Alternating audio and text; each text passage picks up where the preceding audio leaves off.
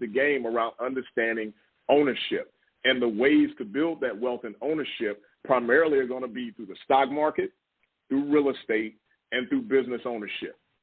And the point to that is to develop multiple streams of income, but the long game is the equity and the ownership, which ultimately leads to us changing that wealth gap and that median, average household wealth that he talked about, instead of it declining, us focusing on the key to wealth, which is true ownership. And to me, that's the foundation of the economic movement, is understanding that's the key to wealth, and then changing our behaviors and our narrative and our shared purpose and our movement of change to be all about ownership. No, I love it. Ashley, your thoughts, and we're going to go to a caller after that. Ashley, did we lose you? I'm here, sorry. So listening to those numbers and listening to Mark talk about how there was a decline in our wealth, I automatically think of how education impacted that. And there was a video that I saw this week where someone was talking about, what happened to the value of having a bachelor's degree and how that declined, where, probably at the time my mom was growing up, or, when my grandmother was raising my mom, it was like, get a degree so that you can get in and get a good job, right? That's what a bachelor's degree ensured was going to happen. And then as Black folks started to get that education, it really changed the value of what a bachelor's degree stood for. Now it's like the equivalent of having a high school diploma. And so then, we have our people going into higher education to obtain those degrees and getting into debt. And oftentimes we focus on high-income careers and not necessarily, as Mark pointed out, what does that have to do with wealth? That has nothing to do with wealth.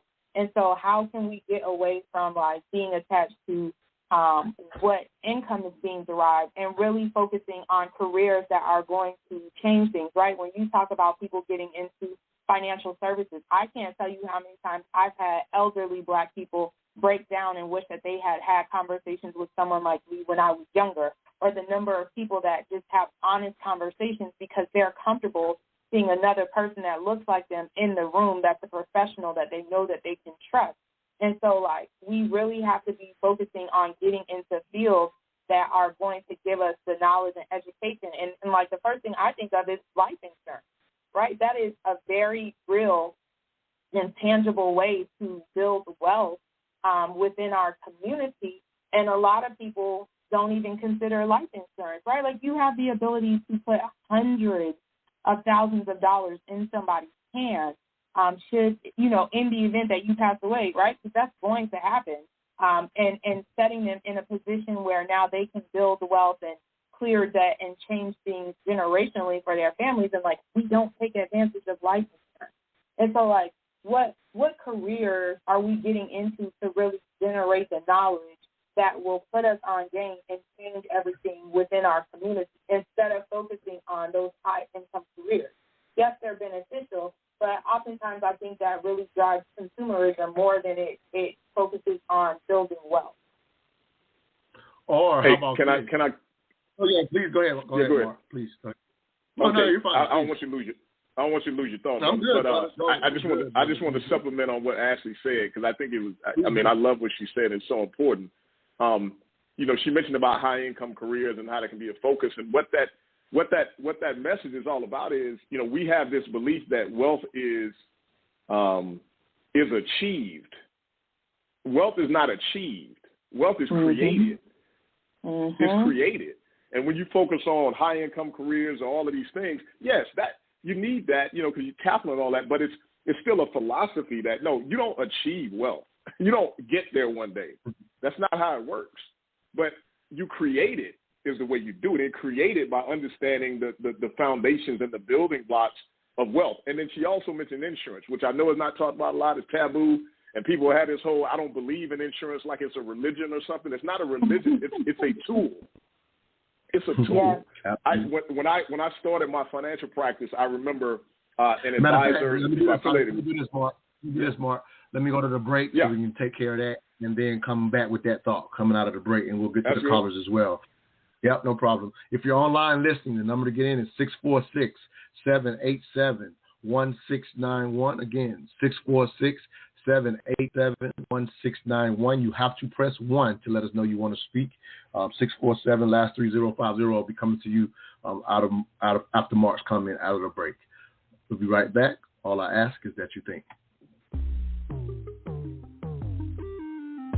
Have you heard about that podcast, Mental Dialogue? It's so good it should be illegal. But if you miss the live show every Saturday, 10 a.m. to 12 p.m. Eastern Standard Time on Blog Talk Radio, be sure to catch replays on Spotify, Apple Podcasts, Stitcher, Podbean, and all other streaming platforms.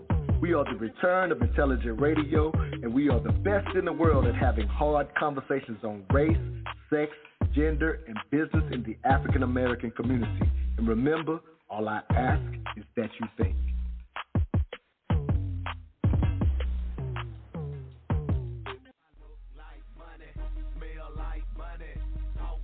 Hey, where did you get that hat and t-shirt? I like that. Oh, I got this at moneymotivation.com. It's fresh, right? Yes, and I love the message on it too. You are the hustle, huh? That's what the shirt says. I am the hustle. They embody the entrepreneurial spirit, and what I like the most, it's more than a brand. It's a lifestyle for those who want to put in the work and expect to have the finer things in life. I also follow them on Instagram.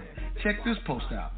If you believe money is the root of all evil, you're using it wrong? Or how about this one? Excuses make $0 an hour. I like those. What's their IG? At moneymotivation.co.